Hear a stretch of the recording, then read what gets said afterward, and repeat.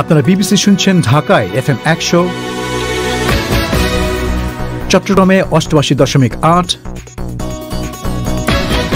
কুমিল্লায় 103.6। আপনারা যেখানে আছেন বিবিসি আপনার সাথেই আছে।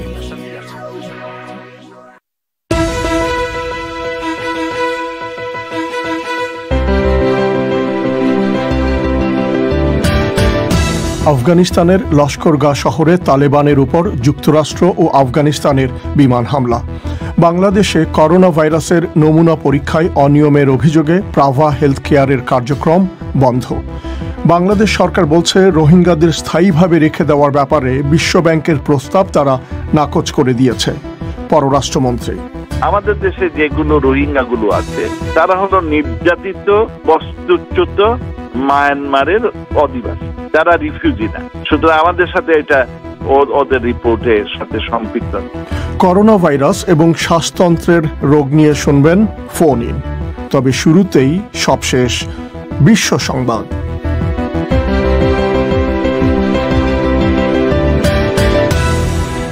বিবিসি বাংলা বিশ্ব সংবাদ পড়ছি মোয়াজ্জেম হোসেন। আফগানিস্তানের দক্ষিণাঞ্চলীয় শহর লস্করগাহতে তালেবানের অবস্থানের উপর যুক্তরাষ্ট্র এবং আফগানিস্তানের বিমান থেকে বেশ কয়েকটি হামলা চালানোর খবর পাওয়া গেছে। ওই শহরের রাস্তায় রাস্তায় তালেবান যোদ্ধাদের সঙ্গে সরকারি বাহিনীর যুদ্ধ চলছে। দাতব্য সংস্থা MSF বলছে লোকজন তাদের বাড়িতে আটকে পড়ে আছে এবং বিরামহীন বোমাবর্ষণ, মর্টার হামলা এবং বুলেটের আঘাতে বহু হতাহতের ঘটনা ঘটেছে। পোল্যান্ডের উপপররাষ্ট্রমন্ত্রী নিশ্চিত করেছেন যে টোকিওতে পোলিশ দূতাবাস বেলারুসের অ্যাথলেট ক্রিস্টিনা সিমানোস্কায়াকে মানবিক কারণে ভিসা দিয়েছে। মন্ত্রী মার্চিন প্রিজিদাস বিবিসিকে বলেন, ওই অ্যাথলেট আগামী কয়েকদিনের মধ্যেই পোল্যান্ডে আসবেন। সোশ্যাল মিডিয়াতে বেলারুস অলিম্পিক দলের ব্যবস্থাপনার সমালোচনা করায় তাকে জোর করে দেশে পাঠিয়ে দেওয়ার সময় মিস সিমানোস্কায়া টোকিও বিমানবন্দরে পুলিশের সাহায্য চান। অলিম্পিক্সের ইতিহাসে এই প্রথম লিঙ্গ পরিবর্তনকারী কোনো অ্যাথলেট আজ টোকিও গেমসে মেয়েদের সুপার হেভিওয়েট ভারোত্তোলন প্রতিযোগিতায় অংশ নিয়েছেন। তবে তিনি মেডেল জিততে পারেননি। নিউজিল্যান্ডের লরেল হার্বার্ড 87 কিলো বা তারও বেশি ওজনের ভারোত্তোলনের জন্য 3 বার চেষ্টা করেও ব্যর্থ হন। তবে হার্বার্ড আন্তর্জাতিক অলিম্পিক অর্গানাইজেশনকে অভিনন্দন জানিয়ে বলেছেন, খেলা যে সব মানুষের জন্য, তারা সেটা প্রতিষ্ঠা করেছে। অধিকৃত পূর্ব জেরুজালেমের শেখ জারা এলাকার এক ফিলিস্তিনি পরিবারের উচ্ছেদের একটি মামলায় ইসরায়েলি সুপ্রিম কোর্টের শুনানি কোনো ধরনের সিদ্ধান্ত ছাড়াই শেষ হয়েছে। কয়েক ঘণ্টার আলোচনার পর শুনানি মুলতবি ঘোষণা করা হয়। পরবর্তী শুনানির জন্য কোনো দিনও নির্ধারিত হয়নি। শেখ জারার এই ঘটনাকে কেন্দ্র করে এবছরের শুরুতে ওই অঞ্চলে উত্তেজনা তৈরি হয়েছিল, যার জের ধরে ইসরায়েল এবং হামাসের মধ্যে সংঘর্ষ বাধে। কিরগিজস্তানের কর্তৃপক্ষ বলছে নির্বাসনে থাকা সাবেক প্রেসিডেন্ট আশকার আকায়েভকে বিশকেকে ফিরিয়ে নেওয়া হয়েছে, যেখানে তার বিরুদ্ধে দুর্নীতির মামলা রয়েছে। জাতীয় নিরাপত্তা সংক্রান্ত রাষ্ট্রীয় কমিটি বলেছে 1990-এর দশকের একটি স্বর্ণখনির প্রকল্পের ব্যাপারে অনুসন্ধানকারী একটি দলের কাছে তাকে হস্তান্তর করা হয়েছে। আশকার আকায়েভ স্বেচ্ছা নির্বাসনে রাশিয়াতে ছিলেন। তুরস্কের দক্ষিণ পশ্চিমে দাবানলে 8 জন নিহত এবং ব্যাপক বনাঞ্চল ধ্বংস হয়ে যাওয়ার পর ইউরোপিয়ান ইউনিয়ন তুরস্ককে পরিস্থিতি নিয়ন্ত্রণে আনতে সহায়তা দিচ্ছে। তুরস্ক বলছে যে তারা 200টিরও বেশি আগুন নিভিয়েছে এবং এই ব্যাপারে তারা বিদেশের সাহায্য চেয়েছে। রাশিয়া, ইরান, আজারবাইজান এবং ইউক্রেনও আগুন নেভানোর জন্য বিমান পাঠিয়েছে। বিবিসি বাংলার পরিক্রমায় আপনাদের স্বাগত জানাচ্ছি। মিজানুর রহমান খান। এই অধিবেশন আপনারা রেডিওতে FM প্রচার তরঙ্গ ছাড়াও ইন্টারনেটে শুনতে পাচ্ছেন আমাদের ওয়েবসাইট থেকে, ঠিকানা bbcbangla.com। করোনা ভাইরাসের নমুনা পরীক্ষায় অনিয়মের অভিযোগে বাংলাদেশের একটি বেসরকারি টেলিমেডিসিন স্বাস্থ্যসেবা প্রতিষ্ঠান প্রাভা হেলথের সব কার্যক্রম বন্ধ করে দিয়েছে স্বাস্থ্য অধিদপ্তর। করোনা ভাইরাস সংক্রমণ শুরু হওয়ার পর যেসব প্রতিষ্ঠানকে নমুনা সংগ্রহ এবং পরীক্ষা করার অনুমতি দেওয়া হয়েছিল তাদের মধ্যে এই প্রতিষ্ঠানটি একটি। মোবাইল অ্যাপের মাধ্যমে চিকিৎসকদের পরামর্শ ও স্বাস্থ্যসেবা চালুর মাধ্যমে বছর 3 আগে পরিচিত হয়ে ওঠে এই প্রতিষ্ঠানটি। বিস্তারিত জানাতে ঢাকা থেকে যোগ দিচ্ছেন আমাদের সংবাদদাতা সাইদুল ইসলাম। সাইদুল, এই যে হেলথ কেয়ার যেটি প্রাভা হেলথ, তার কার্যক্রম যে কর্তৃপক্ষ বন্ধ করে দিয়েছে, সে ব্যাপারে স্বাস্থ্য অধিদপ্তর কি বলছে? আসলে তাদের মূল বিষয়টি ঘটেছে বেশ কয়েকদিন আগে। সম্প্রতি প্রাভা হেলথ কেয়ারের বিরুদ্ধে করোনার নমুনা পরীক্ষায় ভুল রিপোর্ট দেওয়ার অভিযোগ ওঠে। পরে ভুক্তভোগী পরিবারগুলোর সদস্যরা স্বাস্থ্য অধিদপ্তর সহ বিভিন্ন প্রতিষ্ঠানে এই সংস্থাটির বিরুদ্ধে অভিযোগ করেন। এই করোনা ভাইরাস সংক্রমণ শুরু হওয়ার পর বেসরকারি প্রতিষ্ঠানগুলোকে যখন অনুমতি দেওয়া হয়, এই প্রাভা হেলথ কেয়ারটি বেশ জনপ্রিয় হয়ে উঠেছিল, কারণ এখানে যোগাযোগ করার পর খুব তাড়াতাড়ি তাদের কর্মীরা বাসায় গিয়ে নমুনা সংগ্রহ করে আসতেন এবং একদিনের মধ্যে, বলা যায় কয়েক ঘন্টার মধ্যেই নমুনা পরীক্ষারও ফলাফল পাওয়া যেত। ফলে অনেকেই এই বেসরকারি সংস্থাটির দ্বারস্থ হচ্ছিলেন নমুনা পরীক্ষার জন্য। কিন্তু কয়েকটি পরিবার সেই পরীক্ষায় ত্রুটি পেয়েছেন বলে অভিযোগ করার পর স্বাস্থ্য অধিদপ্তর একটি তদন্ত টিম গঠন করে এবং তদন্ত করে তার আজকে যে চিঠিটি পাঠিয়েছে প্রাভা বরাবর তাদের কার্যক্রম বন্ধ করে দেওয়ার নোটিশ দিয়ে, সেখানে বলা হয়েছে যে এই তাদের তদন্ত কমিটি প্রতিষ্ঠানটি পরিদর্শন করে বিভিন্ন অনিয়ম দেখতে পেয়েছে যা গ্রহণযোগ্য নয়, এবং সেখানে করোনা ভাইরাসের নমুনা কালেকশন বুথ আলাদা আলাদা থাকার কথা থাকলেও সেটি একই রুমে ডনিং এবং ডফিন দুটি মেডিকেল টার্ম, যেখানে পরীক্ষা করা হয় দুটি আলাদা রুমে হওয়ার কথা, সেটি একই রুমে করা হচ্ছিল। তারপর যেসব পরীক্ষার প্রতিবেদন দেওয়া হচ্ছিল সেটি একজন বিএমডিসির নিবন্ধিত চিকিৎসকের স্বাক্ষর থাকার কথা ছিল, কিন্তু সেরকম কোনো চিকিৎসকের স্বাক্ষর সেসব পরীক্ষায় ছিল না। যেসব নমুনার জন্য যে ফি নেওয়া হতো সেখানে অতিরিক্ত ফি নেওয়া হতো বলে অভিযোগ করা হয়েছে। এইসব অভিযোগের সত্যতা পাওয়ার কারণে স্বাস্থ্য অধিদপ্তর প্রতিষ্ঠানটির কার্যক্রম আজ একটি চিঠি দিয়ে সাময়িকভাবে স্থগিত করে দিয়েছে। তো এসব অভিযোগের ব্যাপারে প্রাভা হেলথ কেয়ারের পক্ষ থেকে কি বলা হচ্ছে? আমরা এই প্রতিষ্ঠানটির কর্মকর্তাদের সঙ্গে যোগাযোগের চেষ্টা করেছিলাম, কিন্তু তাদের কোনো কর্মকর্তা গণমাধ্যমের সঙ্গে কোনো কথা বলতে রাজি হননি। প্রাভার ওয়েবসাইটে যে হটলাইনটি রয়েছে সেখানেও আমরা যোগাযোগ করেছি, কিন্তু সেখান থেকে তারা কোনো কর্মকর্তাদের নাম্বার বা যোগাযোগ করিয়ে দিতে রাজি হননি। তবে কিছুক্ষণ আগে প্রাভা থেকে মোবাইলে একটি SMS পাঠানো হয়েছে যারা বিভিন্ন সময় তাদের সেবা নিয়েছেন। সেখানে বলা হয়েছে যে অনিবার্য কারণবশত প্রাভা হেলথ সাময়িকভাবে বন্ধ থাকবে, শীঘ্রই আপনার সেবায় আমরা পুনরায় নিয়োজিত হব। শুধু এটুক বার্তা তাদের পক্ষ থেকে জানানো হয়েছে। সাইদুল, আপনাকে অনেক ধন্যবাদ। ঢাকা স্টুডিও থেকে বলছিলেন সাইদুল ইসলাম। বাংলাদেশের পররাষ্ট্রমন্ত্রী জানিয়েছেন, রোহিঙ্গাদের স্থায়ীভাবে থাকার সুযোগ দেওয়ার জন্য বিশ্ব ব্যাংক বাংলাদেশকে প্রস্তাব দিয়েছে এবং বাংলাদেশ সেটা নাকচ করে দিয়েছে। একে আব্দুল মোমেন বিবিসিকে বলেছেন, বাংলাদেশ রোহিঙ্গাদের শরণার্থী হিসেবে স্বীকার করে না। মিয়ানমার থেকে পালিয়ে আসা এই নাগরিকদের তাদের দেশে ফেরত যেতে হবে। তবে ঢাকায় বিশ্ব ব্যাংকের কর্মকর্তারা রোহিঙ্গাদের বাংলাদেশে স্থায়ীভাবে রেখে দেওয়ার প্রস্তাবের কথা অস্বীকার করেছেন। তাদের এক বিবৃতিতে বলা হয়েছে, রোহিঙ্গাদের মিয়ানমারে ফেরত না যাওয়া পর্যন্ত নীতিমালা পর্যালোচনা করার কথা তারা বলেছিলেন। ঢাকা থেকে আরও জানাচ্ছেন কাদির কল্লোল। বাংলাদেশের পররাষ্ট্র মন্ত্রণালয়ের বিভিন্ন পর্যায় থেকে অভিযোগ করা হচ্ছিল যে রোহিঙ্গাদের জন্য অর্থ সহায়তা দেওয়ার ক্ষেত্রে তাদের স্থায়ীভাবে থাকার সুযোগ দেওয়ার শর্ত দিয়েছে বিশ্বব্যাংক। এখন খোদ পররাষ্ট্রমন্ত্রী একে আব্দুল মোমেন বলেছেন, যেসব দেশে শরণার্থী রয়েছে সেই দেশগুলোকেই শরণার্থীদের ভোটাধিকার দেওয়া সহ সব অধিকার দিয়ে বসবাসের সুযোগ দেওয়ার কথা বলে একটি প্রস্তাব তৈরি করেছে বিশ্বব্যাংক। সেখানেও রোহিঙ্গাদের বাংলাদেশে একইভাবে রাখার কথা বলা হয়েছে বলে তিনি উল্লেখ করেন। তিনি বলেন, এই প্রস্তাবে বাংলাদেশ না বলেছে। বিশ্ব ব্যাংকটা রিপোর্ট করেছে 16টা দেশের উপরে। যে সমস্ত দেশে রিফিউজি পপুলেশন আছে সেই সমস্ত দেশ নিয়ে এদের ওই সমস্ত হোস্ট কান্ট্রিতে কিভাবে ইন্টিগ্রেট করা যায় তারা একটা দিক নির্দেশনা দিয়েছে, যে তাদের they must have freedom of movement, freedom to purchase property, freedom to do business, freedom to join elections. There must not be any discrimination with the refugees vis-a-vis the citizens. তারা এইসব বলেছে, কিন্তু আমাদের দেশে রিফিউজি নাই। ওদের রিপোর্টের principle নিয়ে ইউএনএইচসিআর আমাদের কাছে বলছিল যে এই জিনিসগুলো করা দরকার, তা আমরা সেইগুলো বলেছি যে না। মিস্টার মোমেন জানিয়েছেন, বিশ্বব্যাংক $2000 কোটি একটি তহবিল করছে।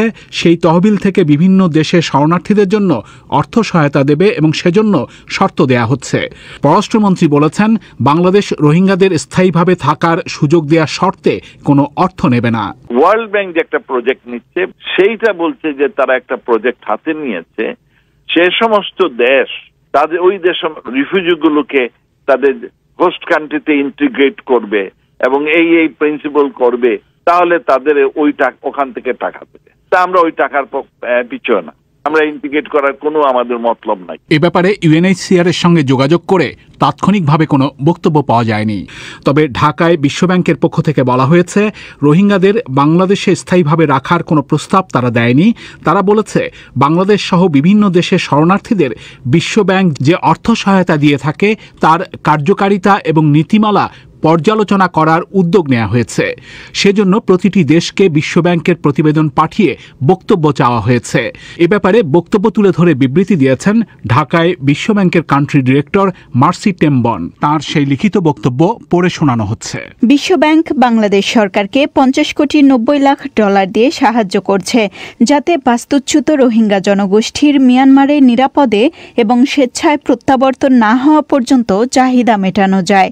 এছাড়া বাংলাদেশের উপর এর প্রভাব কম পড়ে।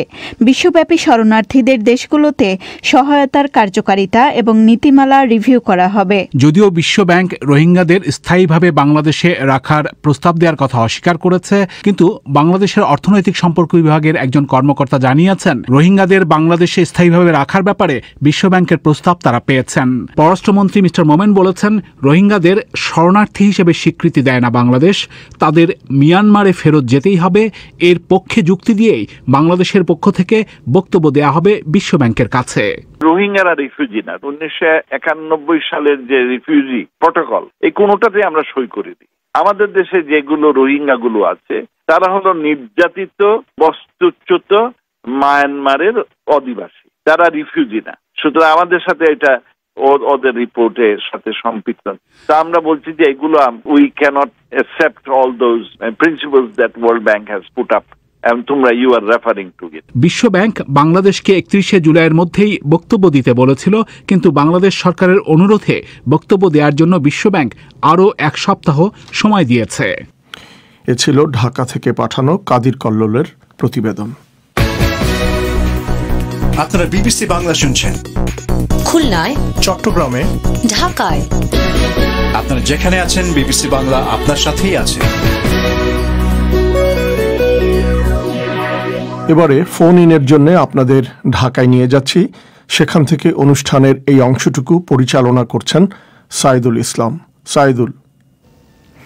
ধন্যবাদ মিজান। বিবিসি বাংলার আজকের ফোন ইনের বিষয় শ্বাসতন্ত্রের বিভিন্ন রোগ এবং করোনাভাইরাস সংক্রান্ত যেসব সমস্যা রয়েছে সেগুলোর আপনাদের প্রশ্নের জবাব দেবেন ঢাকার ইউনাইটেড হসপিটালের বক্ষব্যাধি বিশেষজ্ঞ ডাক্তার রওশন আরা খানম। যারা আমাদের সঙ্গে যোগাযোগ করেছেন আপনাদের সবাইকে ধন্যবাদ। আমরা আজকের ফোন ইন শুরু করছি। প্রথমেই আমাদের সঙ্গে মৌলভীবাজার থেকে যোগ দিয়েছেন সাদিয়া সুলতানা তমা। জি, আপনি কি আমাকে শুনতে পাচ্ছেন? জি, শুনতে পাচ্ছি। আপনি আপনার সমস্যার কথাটি বলুন। বিশেষজ্ঞ চিকিৎসক তিনিও আমাদের সঙ্গে টেলিফোন লাইনে রয়েছেন। আপনার সমস্যাটি বললেই তিনি আপনাকে একটি সমাধান দেবেন আশা করি। জি, আমার প্রশ্ন ছিল, যাদের অ্যালার্জি আছে তারা কি ভ্যাকসিন নিতে পারবে? এবং আমার দ্বিতীয় প্রশ্ন ছিল, আমার দাদুর অ্যাজমা, এখন আমার হওয়ার কি সম্ভাবনা আছে কি? অনেক ধন্যবাদ আপনাকে। রওশন আরা খানম, আপনি নিশ্চয়ই প্রশ্নটি শুনতে পেয়েছেন। আসলে উনি যেটা বলতে চাচ্ছেন যে ওনার অ্যালার্জি আছে, ভ্যাকসিন নিতে পারবেন কিনা। অ্যালার্জি আসলে স্পেসিফিক কিছু অবজেক্টে, কিছু মানে ম্যাটেরিয়ালস এর উপরে হয়। এ পর্যন্ত আমরা বড় ধরনের কোনো অ্যালার্জি জনিত দুর্ঘটনা ভ্যাকসিনে দেখতে পাই নাই। আর নিতে পারবেন, ইজিলি নিতে পারবেন। তারপরে যদি কোনো মাইল্ড রিঅ্যাকশন বা কোনো কিছু হয় সেই অনুযায়ী ডক্টর ট্রিটমেন্ট করে দেবেন ইনশাআল্লাহ। হোপফুলি তার কোনো সমস্যা হবে না। আর উনার দাদুর ব্রঙ্কিয়াল অ্যাজমা আছে, উনার হবে কিনা এটা নিয়ে আসলে কনফার্ম করে কিছু বলা যায় না। অ্যাজমা অনেকগুলো ফ্যাক্টরের উপর ডিপেন্ড করে, কিছু এনভায়রনমেন্টাল, কিছু জেনেটিক, কিছু নিজের হ্যাবিটের উপর ডিপেন্ড করে। সো একটা পসিবিলিটিস থাকতে পারে, কারণ আমরা জানি যে অ্যালার্জি বা অ্যাজমা ফ্যামিলিতে অনেক সময় রান করে, তবে এটা কনফার্ম না যে দাদুর থাকলেই আপনার হবে। অনেক ধন্যবাদ ডক্টর খানম। এখন খুলনা থেকে যোগ দিয়েছেন নাসরিন আক্তার। আসসালামু আলাইকুম, আমি নাসরিন আক্তার বলছিলাম। ওয়ালাইকুম আসসালাম। আপনি আপনার সমস্যাটির কথা বলুন। আসলে আমার বয়স 40। আমি দীর্ঘ 15-20 বছর ধরে শ্বাসকষ্ট ভুগতেছি। প্রতিদিনই আমি টিকামেট 250 নিচ্ছি। এর সঙ্গে মাঝে মাঝে আমাকে সালটোলিনও নিতে হয়।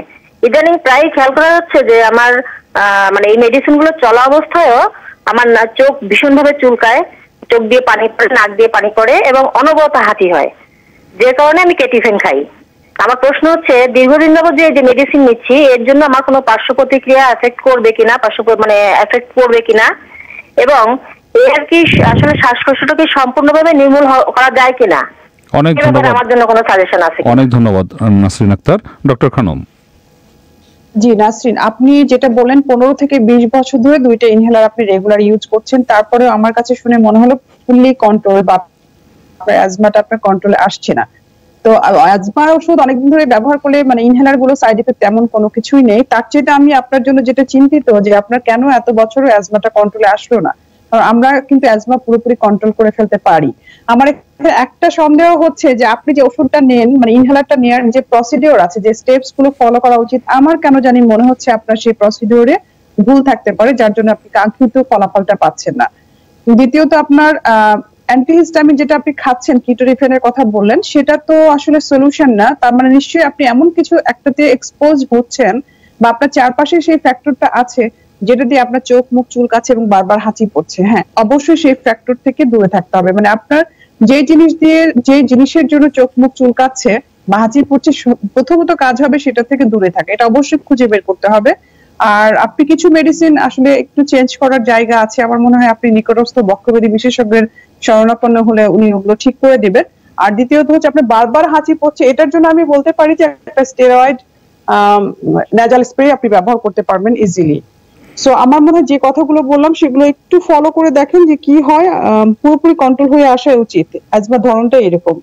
অনেক ধন্যবাদ রওশন আরা খানম। নাসরিন আক্তার, আশা করি আপনি আপনার সমস্যাটির একটি সমাধান পেয়েছেন। বাগেরহাট থেকে আমাদের সঙ্গে টেলিফোন লাইনে রয়েছেন আরিফ খান। মিস্টার খান। আসসালামু আলাইকুম। ওয়ালাইকুম আসসালাম। শুনতে পাচ্ছি আপনাকে, আপনি আপনার প্রশ্নটি বলুন। জি, আমার প্রশ্ন হচ্ছে আমার মেয়ের বয়স হচ্ছে 8.5 বছর, বুঝছেন?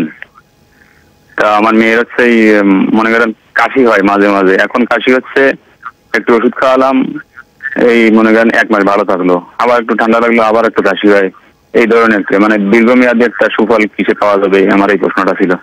অনেক ধন্যবাদ আপনাকে। ডক্টর খানম।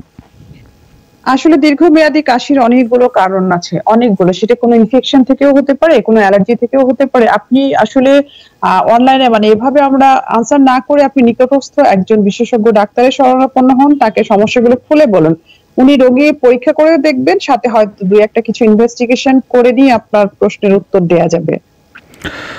অনেক ধন্যবাদ। এখন আমাদের সঙ্গে যোগ দিয়েছেন সিলেট থেকে মাহমুদা জাহান চাঁদনী।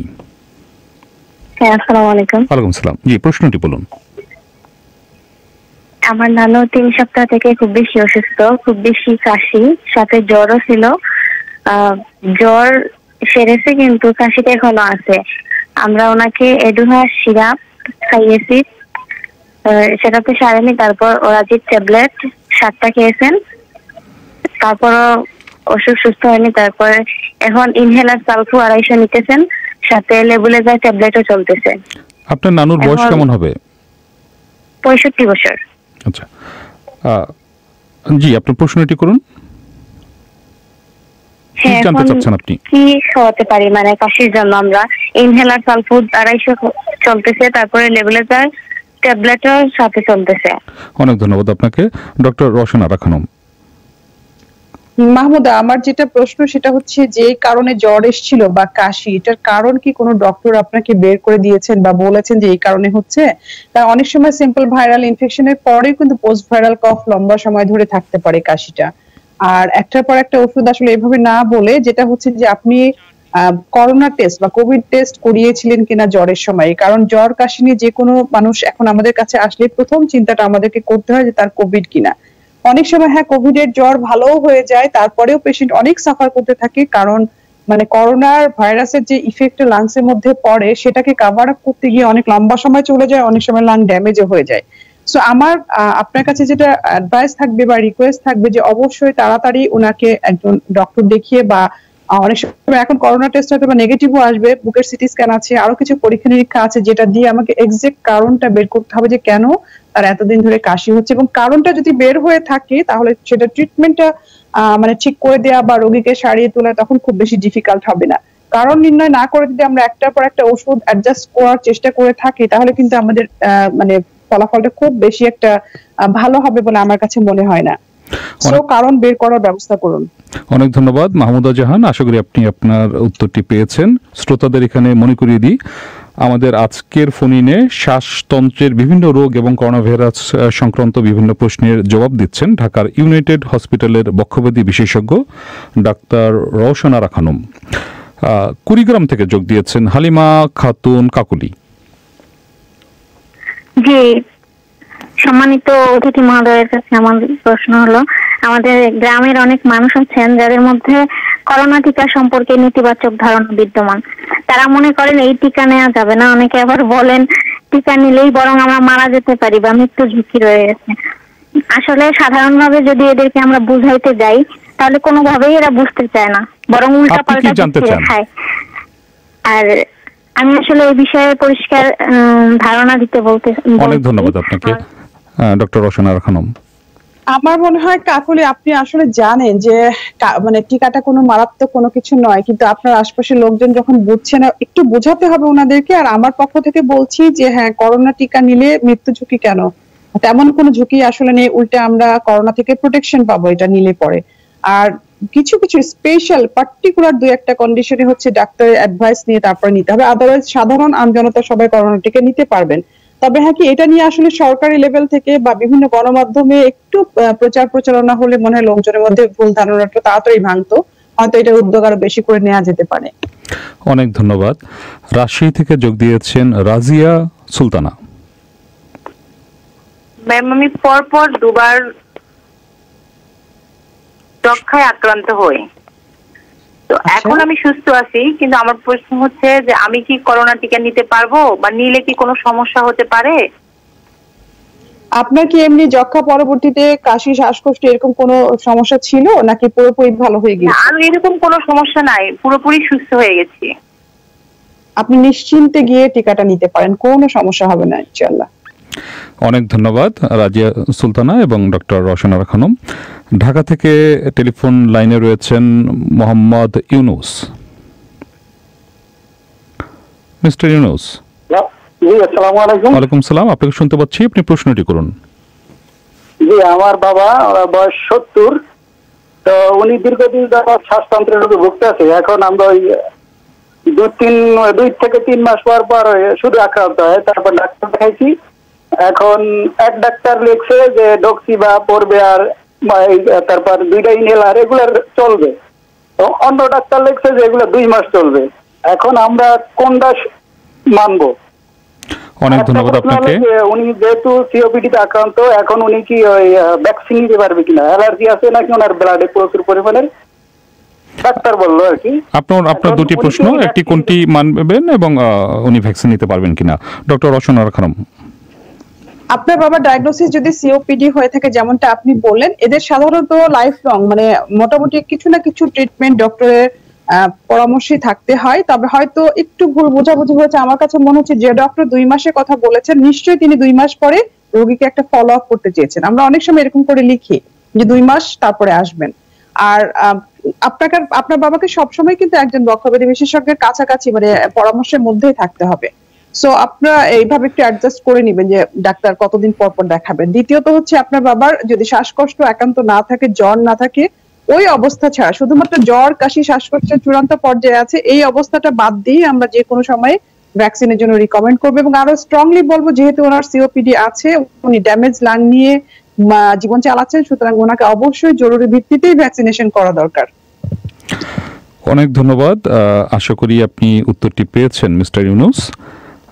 এখন আমাদের সঙ্গে বরিশাল থেকে যোগ দিয়েছেন খোরশেদ আলম। ওয়ালাইকুম সালাম মিস্টার আলম। আমার বয়স 53, আমি একজন উন্নয়ন কর্মী। আমার এখন এই মুহূর্তে আমার গলার ভিতরে ব্যথা করে এবং গলা শুকিয়ে যাচ্ছে এবং বুকে মাঝে মাঝে ডান দিকে একটু ব্যথা আছে, বুকের ভিতরেও গায়ে শক্তি খুবই কম, শ্বাস ফেলতে কষ্ট হচ্ছে। আমার ডায়াবেটিসের সমস্যা আছে, ডায়াবেটিস আছে বাট কন্ট্রোলে আছে, হার্টের সমস্যা আছে, কিন্তু প্রেশারটা একটু বৃদ্ধি 90/130। এই মুহূর্তে আমি কি করতে পারি আপনাদের কাছে জানা এবং আমার কি করণীয়? অনেক ধন্যবাদ আপনাকে, উপকৃত হতাম। অনেক ধন্যবাদ আপনাকে ডক্টর খানম। আচ্ছা, আপনার একটা ইনফরমেশন হচ্ছে আপনার ডায়াবেটিস আছে, আপনার তথ্য মতে এটা কন্ট্রোলে আছেন। শুকনা মুখ নিয়ে সাধারণত মানে মুখ শুকিয়ে যাচ্ছে বারবার, এটা সাধারণত ডায়াবেটিস রোগীদের তখনই আমরা পাই যখন তাদের আনকন্ট্রোল আছে। আপনি রিসেন্টলি আরো একবার চেক করার জন্য আমি বলবো। দ্বিতীয়ত হচ্ছে এখনকার সময় মানে যে প্যান্ডেমিক টাইমটা আমরা পার করছি সেখানে বুকে ব্যথা, ভীষণ দুর্বল লাগছে, গলার ব্যথা হচ্ছে এবং যার ডায়াবেটিস আছে অবশ্যই আপনাকে ইমিডিয়েটলি করোনা পরীক্ষা করতে হবে। যদি এটা নেগেটিভ আসে তাহলে অন্য কোনো ইনফেকশন আছে কিনা সেটাও একটু খুঁজে বের করতে হবে। আর ব্লাড প্রেশারের কথা বলছেন, সেটা তো আপনার বয়সের জন্য মোটামুটি নরমালি মনে হচ্ছে আমার কাছে। সবকিছু মিলিয়ে আপনি আপনার গলা ব্যথা, বুক ব্যথার কারণটা আগে বের করার চেষ্টা করেন। অনেক ধন্যবাদ আপনাকে। আমরা শ্রোতাদের এখানে জানিয়ে রাখি, আমাদের ফোন ইনে সোমবারে যারা বিভিন্ন সমস্যা নিয়ে আমাদের সঙ্গে যোগাযোগ করতে চান তাদের যোগাযোগ করতে হবে 017141155578 এই নম্বরে SMS করলে BBC বাংলার পক্ষ থেকে আপনাদের সঙ্গে যোগাযোগ করা হবে। আমাদের সঙ্গে বরিশাল থেকে যোগ দিয়েছেন রুশদা আফরিন। আমার দুটো প্রশ্ন আছে। আমার প্রথম প্রশ্ন হলো যে আমার আম্মু সবসময় মানে এটা একবার স্ট্রোক করছিল, তারপর হাত পা অনেক ঝিমঝিম করে। এখন কি তার নিউরোলজি সমস্যা, এখন কি সে নিতে পারবে, ভ্যাকসিন নিতে পারবে করোনার? আর আমার আব্বু অনেক হাই প্রেশার এবং হার্ট অ্যাটাক করছিল একবার, সে কি ভ্যাকসিন নিতে পারবে? তার কি কোনো প্রবলেম হবে? আর তার চোখে রেটিনার সমস্যা, সে একবার অপারেশন করেছিল। অনেক ধন্যবাদ আপনাকে ডক্টর রওশনা রাখান। হ্যাঁ, আমার মতে আপনার আব্বু আম্মু দুজনেই নিশ্চিন্তে করোনা টিকা নিতে পারবেন, কোনো সমস্যা হওয়ার কথা না। তিনি দুজনেই টিকা নিতে পারবেন তারা? হ্যাঁ, দুজনেই নিতে পারবেন। অনেক ধন্যবাদ। চট্টগ্রাম থেকে যোগ দিয়েছেন রফিকুর রহমান। আসসালামু আলাইকুম। আমার প্রশ্ন হলো, যারা ক্রনিক অ্যাজমা রোগী তারা টিকা নিতে পারবেন কিনা, নিয়মিত অনিয়মিত ওষুধ খাচ্ছে আর কি। আর দুই নম্বর প্রশ্ন হলো, টিকার কার্যকারিতা কতদিন থাকবে? অনেক ধন্যবাদ মিস্টার রহমান। ডক্টর খানম, আপনি শুনতে পেয়েছেন? আচ্ছা, হ্যাঁ শুনতে পেয়েছি। যারা ক্রনিক অ্যাজমা মানে যারা অনেকদিন ধরে অ্যাজমায় ভুগছেন তারা কেমন ওষুধ দিচ্ছেন না নিচ্ছেন সেটা ফ্যাক্টর না। অ্যাজমা বা যে কোনো শ্বাসকষ্টের শ্বাসতন্ত্রের রোগীর ক্ষেত্রে যদি একান্ত শ্বাসকষ্ট, জ্বর, কাশি এগুলো না থেকে থাকে, মোটামুটি কন্ট্রোলে থাকে যে হ্যাঁ অল্প অল্প শ্বাসকষ্ট হচ্ছে কিন্তু তীব্রভাবে সে ভুগছে না, তাহলে যে কোনো মুহূর্তে উনি ভ্যাকসিন নিতে পারবেন। আর ভ্যাকসিন আসলে আমাদেরকে কতটুকু প্রোটেকশন দিবে এটা এখনো কনফার্ম করে কিছু বলা যাচ্ছে না। সায়েন্টিস্টরা এর উপর এখনো কাজ করে যাচ্ছেন। কোন স্টাডিতে আসছে 6 মাস, কখনো 9 মাস, কখনো 1 বছর। সো এটা স্ট্রিক্টলি বলার কোনো উপায় নেই। আর হয়তো এটার আনসার আমরা সামনে পেয়ে যাব ইনশাআল্লাহ। আমাদের আজকের অনুষ্ঠানের সর্বশেষ কলার ঠাকুরগাঁও থেকে সারোয়ার হোসেন। হ্যালো। জি মিস্টার হোসেন, সময় ফুরিয়ে আসছে, খুব সংক্ষেপে তাড়াতাড়ি প্রশ্নটি করতে হবে। জি, আমার প্রশ্নটা হলো স্যারের কাছে যে চলছে যেহেতু বর্ষা মৌসুম, এই সময় অনেক মানুষের জ্বর সর্দি হচ্ছে, গ্রামে তো প্রচুর।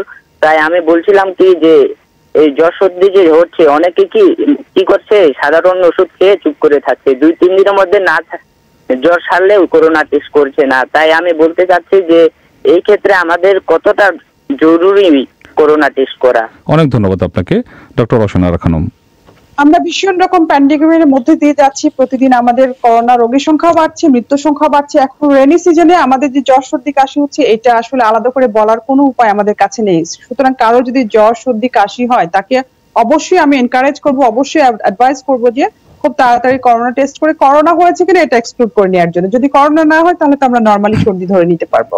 ডক্টর রওশনা খানম, এই অনুষ্ঠানে আপনার বিশেষজ্ঞ মতামত দেওয়ার জন্য আপনাকে অনেক ধন্যবাদ। আর যারা আমাদের সঙ্গে যোগাযোগ করেছেন তাদের সবাইকে ধন্যবাদ। যাদের সাথে আজ কথা হলো না, আশা করি এর পরবর্তী অনুষ্ঠানে কথা হবে। এখন আবার আপনাদের ফ্রি নিয়ে যাচ্ছি লন্ডনে মিজানুর রহমানের কাছে। ধন্যবাদ সাইদুল ইসলাম। ঢাকা স্টুডিও থেকে ফোন ইন পরিচালনা করছিলেন সহকর্মী সাইদুল ইসলাম। শেষ করার আগে সংবাদ শিরোনাম: আফগানিস্তানের লস্করগাহ শহরে তালেবানের উপর যুক্তরাষ্ট্রের বিমান হামলা, আর বাংলাদেশে করোনা ভাইরাসের নমুনা পরীক্ষায় অনিয়মের অভিযোগে প্রাভা হেলথ কেয়ারের কার্যক্রম বন্ধ। আগামীকালের অনুষ্ঠান শোনার আমন্ত্রণ জানিয়ে বিবিসির লন্ডন স্টুডিও থেকে আমি মিজানুর রহমান খান এখানেই বিদায় চাইছি।